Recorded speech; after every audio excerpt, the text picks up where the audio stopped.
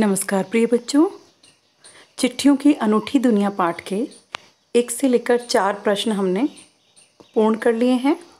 आज हम 5वां प्रश्न लेंगे। तो देखिए, क्या चिट्ठियों की जगह कभी फैक्स, ईमेल, टेलीफोन तथा मोबाइल ले सकते हैं? कहने का मतलब, क्या चिट्ठियों का विकल्प ये सब आधुनिक संचार के साधन हो सकते हैं? तो बेटा, आपको इसका उत्तर देना है कि सभी को पता है हमें कि आज विज्ञान ने बहुत प्रगति कर ली है और मोबाइल का प्रयोग भी निसंदेह बहुत बढ़ गया है। लेकिन इसका मतलब ये नहीं है कि पत्रों का प्रचलन बिल्कुल समाप्त हो गया है। आज भी जो व्यापारिक और विभागीय कार्यों की जो सूचनाएं हैं वो पत्रों द्वारा ही भेजी जाती है। लेखक की भावनाओं और संबंधित विषय का गवाह भी पत्र ही होते हैं और पत्रों को हम संभाल कर रख सकते हैं। एसएमएस तो डिलीट हो जाता है। तो इस प्रकार से हम बता सकते हैं कि ये सब चीज़ें पत्रों का स्थान नहीं ले सकती हैं। पाठ से आगे का पहला प्रश्न, किसी के लिए बिना टिकट सादे लिफाफे पर सही पता लिखकर पत्र बैरंग भेजने पर कौन सी कठिनाई आ सकती है? अगर सादे कागज़ पर टिकट सादे लिफाफे पर सही पता लिख करके बिना टिकट के अगर आप भेजते हैं तो पैसे जो क्या होगा, पोस्टमैन उस पत्र को वितरित नहीं करेंगे। ठीक है, और वितरित होता भी है तो पत्र पाने वाले को टिकट के दुगना मूल्य जो है वो पोस्टमैन को देना होता है। ऐसी हमारी डाक विभाग की जो है व्यवस्था है। अब है पिन कोड भी संख्याओं में लिखा गया एक पता है। यह तो आपके लिए एक अबूझ पहेली जैसा ही होगा बच्चों कि पिन कोड जो होता है वह भी क्या होता है, अपने आप में एक पता होता है। आपने देखा होगा पिन कोड जो होता है वो 6 अंकों का होता है। तो वो पता कैसे होता है वो देखेंगे। बेटा, पिन कोड की जो संख्याएं होती हैं वो अपने आप में महत्वपूर्ण होती है। इसमें राज्य का जो होता है पहला अंक होता है, अगले 2 अंक उस क्षेत्र के होते हैं और 3 अंक संबंधित डाकघर के परिचायक होते हैं, उसके सूचक होते हैं। तो पहला 1 अंक राज्य का, 2 उस क्षेत्र के, 3 डाकघर के और 6 अंकों का होता है हमारा, क्या कहेंगे इसे, पिन कोड।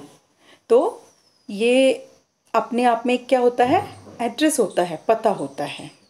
अच्छा, एक और प्रश्न कि ऐसा क्यों होता था कि महात्मा गांधी को दुनिया भर से पत्र महात्मा गांधी इंडिया का पता लिख करके आते थे? मैंने बेटा आपको समझाया भी है कि आप एक सामान्य इंसान हैं।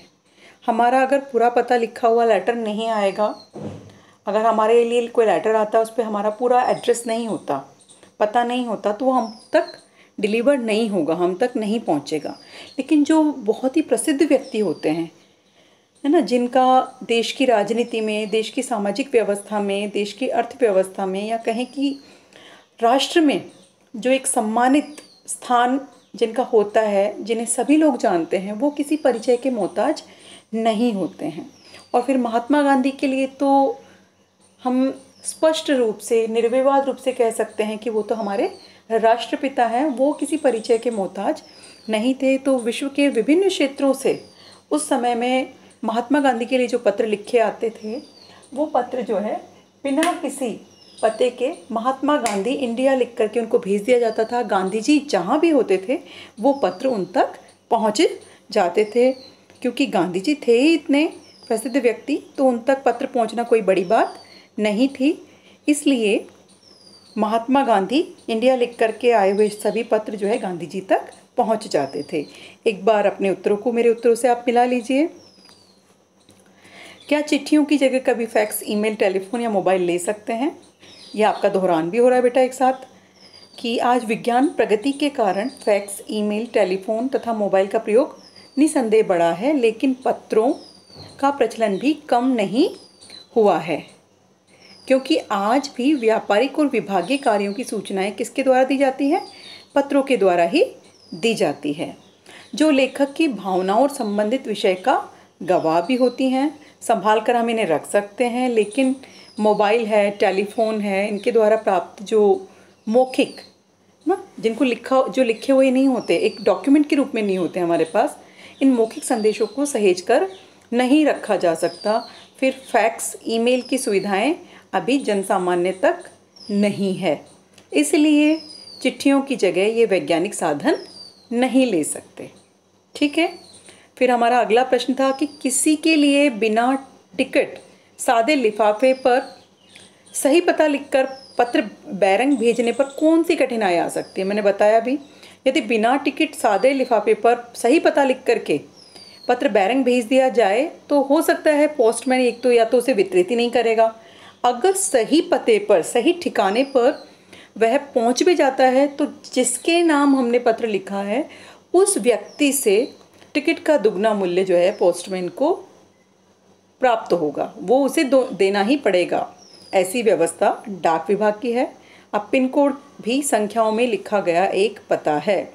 जैसे मैंने आपको बताया, पिन कोड की संख्या इस तरह का एक तरह का जो है पता होती है। क्या होता है, 6 अंकों का होता है। पहला अंक अपने आप में महत्वपूर्ण होता है, पहला अंक उस राज्य का होता है और अगले 2 अंक उस क्षेत्र के होते हैं। अंतिम 3 अंक संबंधित डाकघर के सूचक होते हैं। इस आधार पर कहा जा सकता है कि पिन कोड भी संख्या के रूप में लिखा गया एक पता ही होता है। और महात्मा गांधी से जो जुड़ा हुआ प्रश्न था उसका उत्तर आप लोग भली भांति समझ गए हैं। एक बार मैं और इसको संक्षिप्त और सटीक शब्दों में बोल देती हूँ। महात्मा गांधी विश्व प्रसिद्ध एवं लोकप्रिय व्यक्ति थे। स्वतंत्रता के लिए चलाए गए आंदोलन व उनके उल्लेखनीय योगदान ने उन्हें भारत का क्या बना दिया था, एक तरह से मसीहा बना दिया था। उस समय गांधी जी देश के किसी भी भाग में रहकर क्या कर रहे हैं यह सबको पता होता था। आज अगर मोदी जी कुछ करते हैं तो हमें सबको पता है, ऐसे ही गांधी जी के बारे में पता रहता था उस समय। इसलिए गांधी जी को दुनिया भर से भेजे गए पत्रों में महात्मा गांधी इंडिया का पता लिखा होता था और चूंकि महात्मा गांधी एक महान व्यक्ति थे तो वो पत्र उन तक पहुंच ही जाते थे। तो इस प्रकार से इन प्रश्नों के उत्तर आपको लिखने हैं।